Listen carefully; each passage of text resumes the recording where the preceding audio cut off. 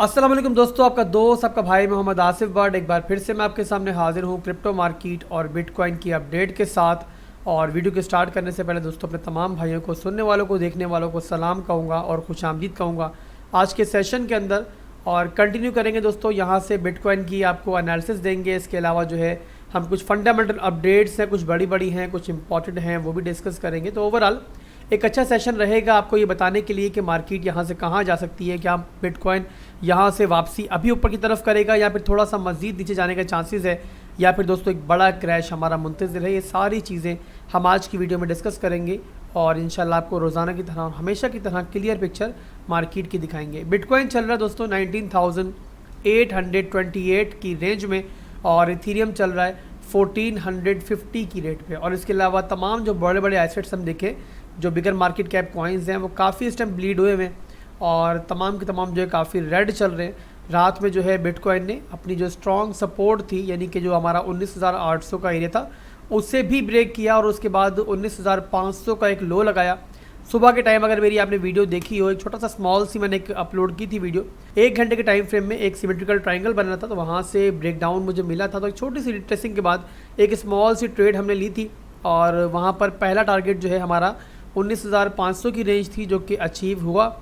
और वहाँ पर प्रॉफिट के साथ जो है मैंने 50% अपनी जो एक ट्रेड ली थी वो क्लोज़ कर दी थी और सेकंड टारगेट हमारा वहाँ पर अचीव नहीं हुआ। और अभी देखें तो बिटकॉइन दोबारा से जो एक हमारी एंट्री प्राइस थी वहाँ तक पहुँचा और वहाँ पर ब्रेक इवन में मेरी रिमेनिंग एंट्री जो है वो क्लोज़ हो गई थी। तो ओवरऑल दोस्तों बिटकॉइन जो है यहाँ पर अभी नो ट्रेड जोन के अंदर है।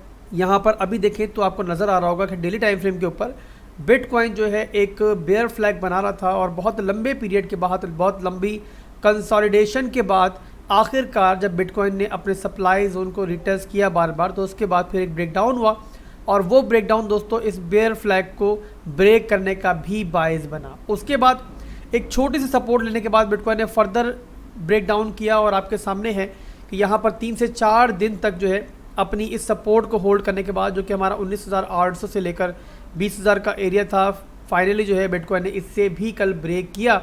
इसके अलावा दोस्तों ये हो गया डेली टाइम फ्रेम का चार्ट और यहाँ पर मैंने आपको बताया कि मार्केट में क्या चल रहा है। अब चलते हैं स्मॉल टाइम फ्रेम के ऊपर, 4 घंटे के टाइम फ्रेम के ऊपर, ताकि हम ये देखें कि कौन सा ऐसा पॉइंट है कि जहाँ से हम लोग एंट्री ले सकते हैं और कौन सा ऐसा पॉइंट है कि जहाँ से फिर हमें रिजेक्शन भी मिल सकती है। ओवरऑल आगे चलकर प्राइस एक्शन क्या रह सकता है वो मैं आपको 4 घंटे के टाइम फ्रेम पर बता देता हूँ। और यहाँ पर मैं आपको बताना चाहूँगा दोस्तों कि डेली के ऊपर तो एक बेयर फ्लैग बन रहा था जो कि ब्रेकडाउन कर गया, पर 4 घंटे के टाइम फ्रेम पर अगर अभी देखें तो आपको ये नज़र आ रहा होगा कि हमारे सामने एक बन रहा है फॉलिंग वेज पैटर्न। और फॉलिंग वेज पैटर्न दोस्तों शॉर्टर टाइम फ्रेम के अंदर जो है एक बुलिश पैटर्न है और ये नॉर्मली जो है अगर अप ट्रेंड की मूवमेंट चल रही हो तो ये बनता है। आपकी लर्निंग के लिए बता रहा हूँ।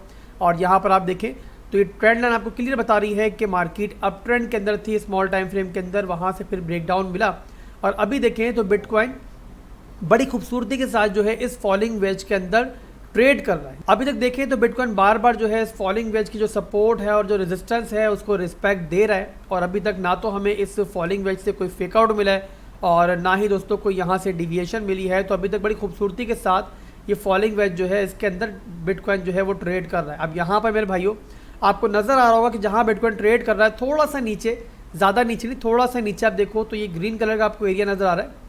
मैं थोड़ा सा आपको हाईलाइट कर दूं, ग्रीन कलर का जो ये एरिया आपको नज़र आ रहा है ये है हमारा बुलिश ऑर्डर ब्लॉक। अब ये दोस्तों वो पॉइंट है, यानी कि वो 19,000 का पॉइंट है कि जहां से बिटकॉइन ने पास्ट में देखे तो कई बार, एक दफ़ा नहीं कई बार, इस डंप के बाद जो हमारा फाइनल क्रैश हमने देखा था मार्केट के अंदर लास्ट टाइम देखा था, उसके बाद बिटकॉइन ने कई बार इस एरिया से बड़ा एक शानदार किस्म का बाउंस बैक लिया है। और यहाँ पर अगर आप लोग एक छोटी मोटी स्कैल्प लेना चाहो, हालांकि मार्केट की कंडीशन कोई इतनी अच्छी नहीं है, बट यहाँ पर मैं कम से कम दोस्तों एक बाउंस बैक जो है वो देखता हूँ। मुझे लगता है कि बिटकॉइन जो है इस बार भी इस फॉलिंग वेज को यहाँ पर सपोर्ट ले लेगा इसकी और यहाँ पर रिस्पेक्ट देगा इस सपोर्ट को और यहाँ से फिर हमें इस तरीके से प्राइस एक्शन नीचे आता हुआ नजर आ सकता है और इसके बाद फिर एक बाउंस बैक हमें इस तरीके से ऊपर की साइड मिल सकता है और एक बार फिर से बिटकॉइन अपने 20,300 या 400 की जो हमारी एक रेजिस्टेंस एरिया है वहाँ जाके बिटकॉइन दोबारा से रिटेस्ट कर सकता है। इसके अलावा एक सेकंड सिनेरियो दोस्तों ये है कि बिटकॉइन अगर यहाँ से भी दोबारा से जो अपनी एक सपोर्ट थी 19,800 का सपोर्ट था उसको जाके क्लेम करता है, जो कि बार बार करने की ट्राई भी करता है, तो फिर उस सूरत में दोस्तों ऐसा भी पॉसिबल है कि इसको सपोर्ट बनाते हुए बिटकॉइन यहीं से ऊपर जाए और तब भी दोस्तों यहाँ से इसकी जो हमारी एक फॉलिंग वेज की जो हमारी एक रेजिस्टेंस है वहाँ से बिटकॉइन रिजेक्शन ले सकता है। और अगर दोस्तों यहाँ से बिटकॉइन ऊपर जाता है तो उस सूरत में फिर हमारा बिटकॉइन जो है 20,600 की रेंज तक भी जा सकता है। ओवरऑल दोस्तों थोड़ा सा मजीद बिटकॉइन कंसोलिडेट करेगा तो फिर प्रॉपर हमें एक क्लियर हो जाएगा। बट यहाँ पर दोस्तों एंट्री कोई नहीं बनती है। जिस एरिया में बिटकॉइन बैठा हुआ ना, ये एरिया ये है हमारा वो एरिया कि जहाँ से बिटकॉइन के नीचे की तरफ भी और ऊपर की तरफ भी काफ़ी ज़्यादा कैप है और यहाँ पर आप लोग जो है अपने रिस्क मैनेज नहीं कर सकते। मेन मसला यहाँ पर ये आ रहा है। तो यहाँ पर बेस्ट दोस्तों ये है कि या तो आप इस जो हमारी एक फाइनल सपोर्ट थी 19,800 का, उसके रिक्लेम होने का वेट करो। अगर तो वो रिक्लेम होती है तो फिर ठीक है, अदरवाइज दोस्तों जो बेस्ट हमारा एक लॉन्ग का एक छोटे से स्कैल्प का जोन बन सकता है। तो यहाँ पर दोस्तों अच्छी एंट्री एरिया बनता है हमारा, वो बनता है इस एरिया में जो कि मैंने बताया आपको बुलिश ऑर्डर ब्लॉक का एरिया भी है और यहाँ पर हमें इस फॉलिंग वेज की सपोर्ट भी मिलती है। तो यहाँ से एक छोटी मोटी स्कैल्प जो है मेरे हिसाब से अच्छी रहेगी, ली जा सकती है। एरिया बनता है लगभग ये 19,100 से लेकर 18,800 का एरिया और यहाँ पर अगर आप चाहो तो यहाँ पर एक छोटी मोटी एंट्री ले सकते हो। इसके अलावा दोस्तों एक बात का आपने ध्यान रखना है कि क्योंकि दोस्तों मार्केट के हालात ठीक नहीं है और आपको पता है कि मेरा एक शुरू से एक बाइस रहा है कि जो हमारा एक अभी तक हमने बॉटम देखा है मार्केट का वो एक्चुअल बॉटम नहीं है, मार्केट उससे भी नीचे जा सकती है। तो आपने दोस्तों एक बात का ध्यान रखना है कि जब भी आप कोई ट्रेड लेते हो ट्राई करो कि वो डिमांड जोन के नज़दीक हो, जिस तरीके से मैंने अभी आपको डिमांड जोन बताया है। और उसके अलावा आपने स्टॉप लॉस का इस्तेमाल लाजमी करना है। स्टॉप लॉस मेरे भाइयों में हमेशा बताता हूँ कि इस मार्केट में आपकी वो शील्ड है जो कि हमेशा आपको बड़े डिजास्टर से महफूज रखेगी। ये तो दोस्तों 4 घंटे डेली टाइम के एनालिसिस मैंने बताया कि मार्केट में यहाँ पर आगे चल के प्राइस एक्शन क्या रह सकता है। और यहाँ पर एक और इम्पॉर्टेंट मुद्दा दोस्तों मैं आपको बता दूँ और इम्पॉर्टेंट एक चीज़ मैं गाइड कर दूँ कि मैंने देखा है कि मेरी प्रेडिक्शंस को देखते हुए अक्सर जो फॉलोअर्स हैं मेरे वो उस जोन का वेट कर रहे हैं कि जो मैंने आप लोगों को बताया हुआ है कि उसके बीच में बिटकॉइन का जो एक फाइनल बॉटम है वो हो सकता है। बट यहाँ पर गलती आप लोग ये कर रहे हो दोस्तों, अगर आप लोगों ने किसी भी किस्म की बाइंग अभी तक नहीं की हुई है और आप इसी वेट में हो कि वो जोन आएगा तो हम वेट करेंगे, तो मेरे भाइयों जो भी लोग ये गलती कर रहे हैं ना वो उस जोन में भी बाय नहीं करेंगे। बेयर मार्केट के अंदर अक्सर लोग नाकाम इसलिए होते हैं और वो बाइंग नहीं कर पाते कि वो लोग हमेशा वेट ही करते रहते हैं और जब भी मार्केट उनको मौका देती है तो ये सोचते हैं कि इससे नीचे बाय करूँगा, अभी मार्केट और नीचे जाएगी। जब भी दोस्तों एक बात जहन में रखें कि बेयर मार्केट चल रही होती है और जब मार्केट में फंड फैला हुआ होता है ना, कभी भी आपको इर्द गिर्द से अच्छी खबरें सुनाई नहीं दे रही होंगी। जब मार्केट 10,000 की रेंज में अगर बिटकॉइन पहुंच जाएगा तब भी आपको ये सुनने को मिल रहा होगा इर्द गिर्द कि मार्केट अभी भी नीचे जाएगी। अच्छा तरीका दोस्तों ये होता है कि जैसे मैंने एक प्लान बनाया हुआ था शुरू से लेकर, जब बिटकॉइन हमारा 40 की रेंज में ट्रेड कर रहा था तभी से हमने एक प्लान बनाया था, मैंने आपसे डिस्कस भी किया था। और उसके बाद मैंने SIP की, मुख्तलिफ मौक़ों पर मैंने बाइंग किया। आप सबको पता है, कुछ छुपा हुआ आप लोगों से नहीं है। तो मेरे भाइयों अगर किसी ने अभी तक बिल्कुल भी बाय नहीं किया हुआ तो मैं आपको बता दूं कि यहाँ पर जिस रेंज में बिटकॉइन चल रहा है बहुत से ऑल्ट कॉइन्स आपको बहुत चीप प्राइस पर मिल रहे हैं। तो कम से कम 20 to 25% आपका पोर्टफोलियो जो है वो मार्केट के अंदर स्पेंड होना चाहिए और यहाँ से आप लोगों को स्टेप वाइज जो है एंट्रीज लेनी चाहिए अगर आपने अभी तक कुछ बाय नहीं किया हुआ।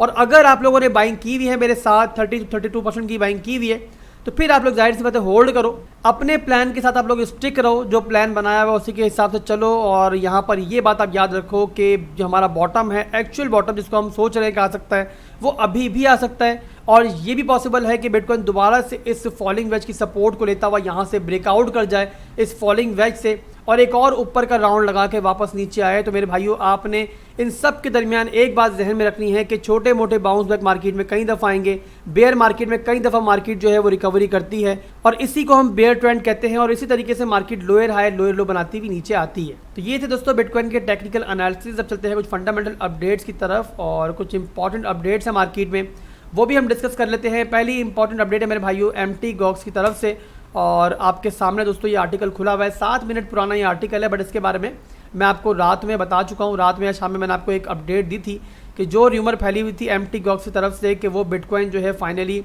मार्केट में डंप करने वाले हैं, वो गलत साबित हो रही है और वो जस्ट एक र्यूमर ही है। बट एक चीज़ दोस्तों उन्होंने कंफर्म कर दी है कि स्टेप वाइज वो मार्केट में बिटकॉइंस को लेकर आएंगे जिसकी वजह से मार्केट पर इतना सेल प्रेशर नहीं आएगा। तो अगर दोस्तों इनकी बात को दुरुस्त माना जाए तो फिर मेरे भाइयों पॉसिबल है कि जो mt gox का ये एक हवा बना हुआ था काफ़ी अरसे से मार्केट में, जो एक फंड फैला हुआ था, ये अब शायद थोड़ा कम होता हुआ नजर आए। इससे अगला आर्टिकल दोस्तों सितंबर के महीने के बारे में, जिसके बारे में पहले भी काफ़ी दफ़ा बता चुका हूँ मैं आपको कि सितंबर का जो महीना है वो हिस्ट्रिकली काफ़ी बेरिश रहता है और यहाँ पर काफ़ी खूनी महीना रहता है सितंबर का महीना। काफ़ी ब्लीडिंग होती है मार्केट के अंदर इस महीने के अंदर। अगर पास्ट में देखें तो मेरे भाइयों यहाँ पर आपने इस हिसाब से थोड़ा मोहतात रहना है कि मार्केट जो है इस महीने के अंदर आपकी एक्सपेक्टेशन से ज़्यादा डंप कर सकती है, पास्ट में कई दफ़ा कर चुकी है। तो ओवरऑल दोस्तों आपने अपने रिस्क को मैनेज करते हुए चलना है, और जो भी आप ट्रेड लेते हो, जैसे मैं हमेशा समझाता हूँ कि आपने रिस्क मैनेजमेंट के साथ और स्टॉप लॉस के साथ लेना है। तो ये दोस्तों आज की वीडियो, उम्मीद करता हूँ कि वीडियो आपको पसंद आई होगी। छोटी सी वीडियो बनाता हूँ और उसमें मार्केट की कंप्लीट पिक्चर मैं आपको दिखाता हूँ जल्दी से। उम्मीद करता हूँ कि ये स्टाइल आपको मेरा पसंद आता होगा। अगर वीडियो पसंद आई है तो लाइक लाजमी कर दो, साथ में कमेंट भी करो कि आपका क्या ख्याल है मार्केट के बारे में, और आगे चल के दोस्तों आप क्या देखना चाहते हो इस चैनल पर मजीद। दुआओं में याद रखना, और चैनल को सब्सक्राइब अगर अभी तक नहीं किया, फर्स्ट टाइम चैनल पर आए हो तो सब्सक्राइब करना मत भूलना। अल्लाह हाफिज़।